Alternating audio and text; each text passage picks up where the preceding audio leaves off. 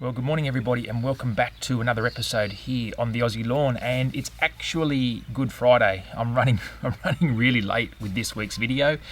So I'm going to film this morning, edit, upload. You guys will see this tomorrow. So have a fantastic Easter, everybody. And if you're traveling somewhere, travel safe.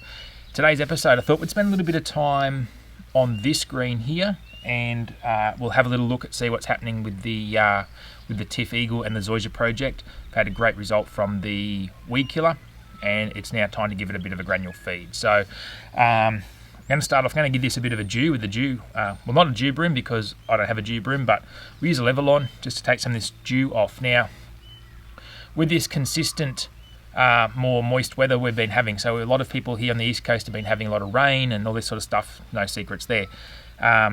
Obviously, I touched on it last week, but disease is going to become a real issue for a lot of people. So, got a lot of dollar spot here that we touched on last week. I have actually treated that. I treated that last week, so it's what you're seeing here now is already scarring from that. It's not actually new stuff. There's a tiny bit of mycelium floating around. Again, I'm not too upset by that because I have put down the fungicide. But anyway, look, let's crack on and let this episode evolve.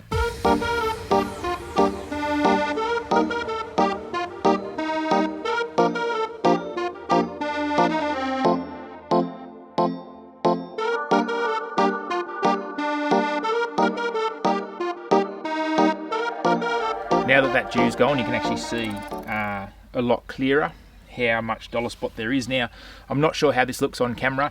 In real life, it's here, it's noticeable, and there's a lot of it, but it's not off its head. So if it looks super bad on camera, it's probably just more the lens playing tricks, but there's enough here for me decided to actually spray it. So, well, let's get a bit of a mow on now, and we'll just tidy it up a little bit. Now, I have actually raised the height. All summer long, I was sitting around the 3mm mark, and it was okay in the flat areas, but over towards the back of the green where the undulations are, 3mm was just too short. It was leaving, I guess, gouges in the side, that sort of thing. So hopefully down the track, I've got some things happening in the pipeline in the background about getting this green potentially laser leveled, which will take away any of that sort of undulation that's going to cause the gouging. So I've brought it up to 4mm, and that should be just enough that you can get away with having not so pronounced scalping on the dips and hollows. It's only because, see, the width of the mower, the wider the mower that you have, the more flat your ground should be to get the most out of it. So the Greensmaster's, I think 21 inch, and just in the real highs and lows there, it's just a little bit too much to be getting that low. And of course, anything less than 3mm, unfortunately, it's just not possible for me at the moment.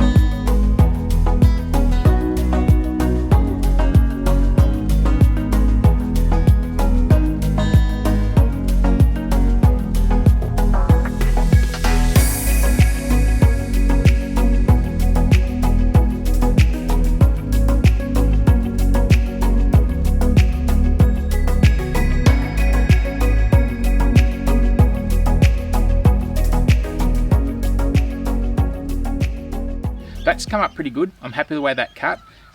Overall, the playing surface is actually really quite good. We've got the unfortunate situation here of some of this disease, this dollar spot here, and over the back we've still got a tiny little bit of gouging, but I can live with that for now, so that's not going to be a huge issue. I'm not a golfer by any stretch of the imagination. I'm the first person to admit that. I just want to see if I can get these little balls in that hole there and give you guys an idea of how it's running pretty smooth. It's not too bumpy, it's not too lumpy. So yeah, let's have a look, see.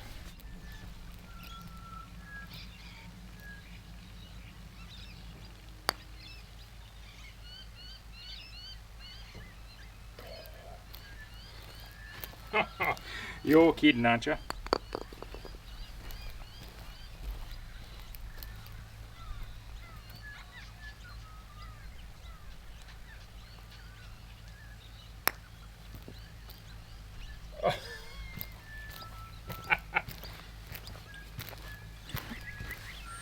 Like I said, I told you I'm not a golfer.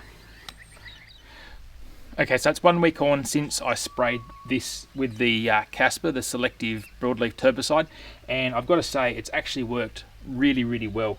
Everything that should be dying is dying, and I reckon in the last week, both the cooch here and the zoysia up there have really started to sort of move a little bit. Now, don't get me wrong, I'm not saying that they're jumping out of the ground, and I'm not saying that they're perfect, but I just noticed in the last week, particularly the zoysia, it really just seems like it's actually just clicked up a gear a little bit. So I'm really looking forward to getting a feed down here this morning and just trying to push it along a little bit more, just until our season finally comes to a close. So give you a look up close, see how it's all going, and then we'll chuck a bit of fertilizer out.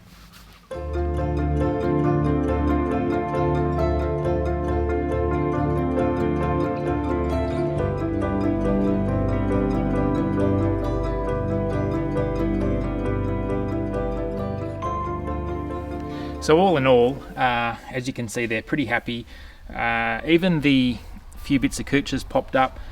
It's all sort of been treated. I will keep an eye on it, and every time I walk past, and I'll just spend a couple of minutes, and if I see anything, I'll normally just put a little bit of a circle or something like this around it, and then go and get my little solution of Roundup, give them a little bit of a paint.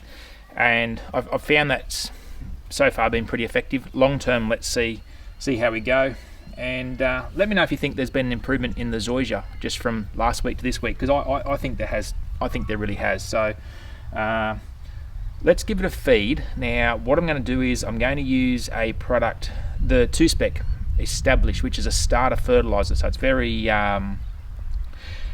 much balanced in all of its N, P and K. And one of the main reasons I'm using that is because I've still got a bag of it here. So I haven't gone out and purchased anything in particular.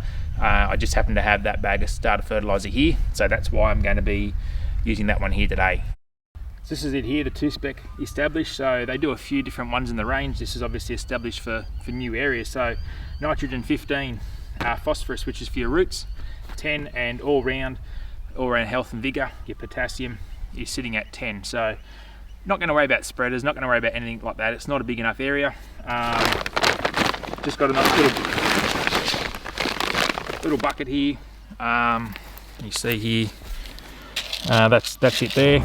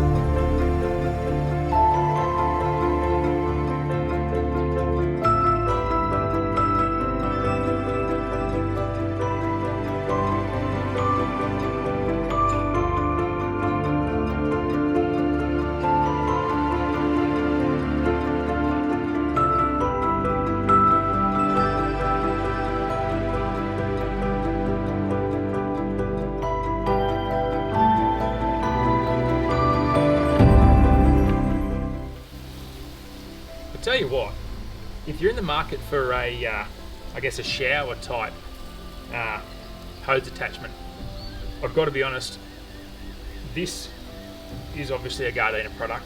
I bought it, I didn't get supplied it. It would have to be the best, probably fitting, nozzle, whatever you want to call it, that I've found for your turf areas. It doesn't disturb soil, it doesn't disturb sand. It's really gentle, great for hand watering. do yourself a favour. Next time you're in Bunnings, have a look at one of these. And if you do get one, you won't hate it. And if you do hate it, tell me why you hate it, because it's just magic. It is just so relaxing. It's so good. I'm sure you can fit it onto your hose link ones and all that sort of stuff with whatever adapter that you might need. But seriously, check them out, guys. This is great for hand watering. So good. So gentle. Great for washing in fertilizer. It doesn't hose it away. Really, really happy with that. So yeah, I'll put a picture of it on the screen, but yeah, check it out.